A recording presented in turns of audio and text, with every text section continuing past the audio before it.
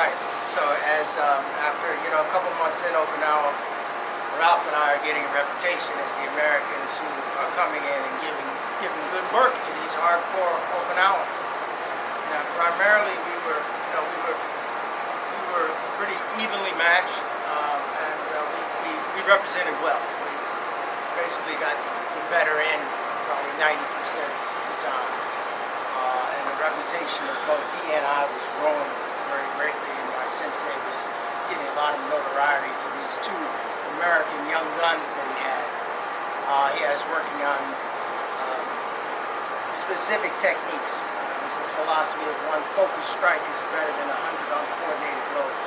One thing I was working on was my side kick, the step through side kick on the bag every day, step kick, let the bag go, step kick, and also my springing side kick, like a Bruce Lee type jumping in side kick, where you can cover a lot of ground just from a stationary stance. You bring your foot up and jump up and cover maybe 5 or 6 feet with a jumping side kicks. I was getting that very accurately on some of these matches, and there was little or no defense against it because of the speed that I was able to employ with the delivery system of my young body at that time.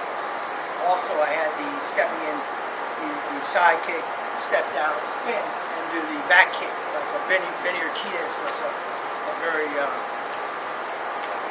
big role model at that time, and I also looked at Jeff Smith, Bill Wallace, and some of the great fighters of that time. Joe Louis were motivating forces for me. Muhammad Ali. I was very motivated by all that, and we spent a lot of time practicing. So needless to say, as our reputations became enhanced, we had at one time this Okinawa, a Japanese champion came through the dojo and wanted to fight with actually me specifically, the black one. The black one, the white one. He said he wanted to fight with the black one. And so my sensei was talking to him about the rules, because this guy was like, I don't know, now keep in mind now, 145.7. This dude was about 5'10" and about 220, but like hard, big, you've seen them big Japanese. He was like a big Japanese, but kind of, looked like a American football player almost. So, I was game back then, and so he came in, and we talked about the rules, and there was no face contact. It was like he was Kyokushin. So you had Kyokushin rules, which was punches and kicks to the body, and a kick to the head if you could get that in. So I right away as we started, I wanted to use my speed on him because of his size. So I started to move around. I shot in with my very best leaping side kick, which usually put, to that time, 100% of my people, that kick, if I caught you, you were going down no matter what size you were. I caught my man square in the ribs, and he just did this, ish! And I was like, oh shit, I knew I was in trouble, because that kick was supposed to get a little more respect than that. It gave me a little bit of respect because it got him, but he didn't even lose his footing. So now I'm moving around with it. Throw the roundhouse kick. He blocks it, damn near breaks my leg. I spin, catch him with the spinning back kick, right square in the solar plexus. He backs up a little bit and looks at me and nods. Okay, like that was a good one. So we're rolling, and he comes in, he does something and catches me with a punch. Then I felt broke. He hit me on my left side. I felt it all the way on my right side. And I moved around, but I could tell he really didn't put his full power in. But he wanted to get me to get that respect. So I respected that. He moved around some more.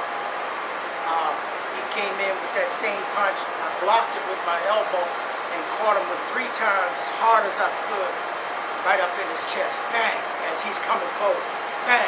Bang! Bang! I hit the ball and spun out. And he's kind of getting mad because I'm kind of doing a little bit more than he thought I was going to be able to do. I caught him with a couple more of the side kicks, standing as well as the leaping. I caught him with came in the roundhouse. One of my favorite moves at that time was spin off the roundhouse and a double back fist. Spin right, spin left. So I caught him actually with the double back fist, which made it kind of, we weren't supposed to hit the face, but I just kind of let it go. And then my sensei say, no face, but he was okay. I bowed and we started again. And then I caught him with a knee coming in. We weren't really supposed to throw knees, but I was kind of pull that off stop because he was attacking me.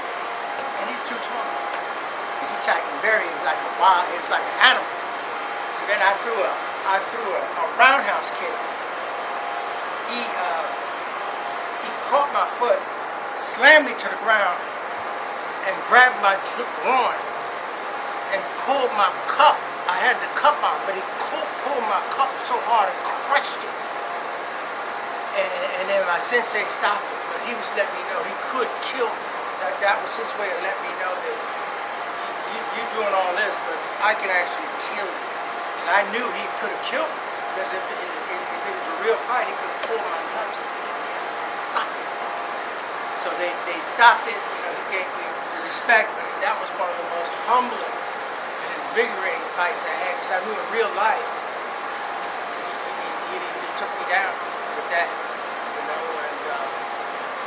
And it really humbled me, and to let me know if you're practicing for hand-to-hand combat, you really got to be real with this.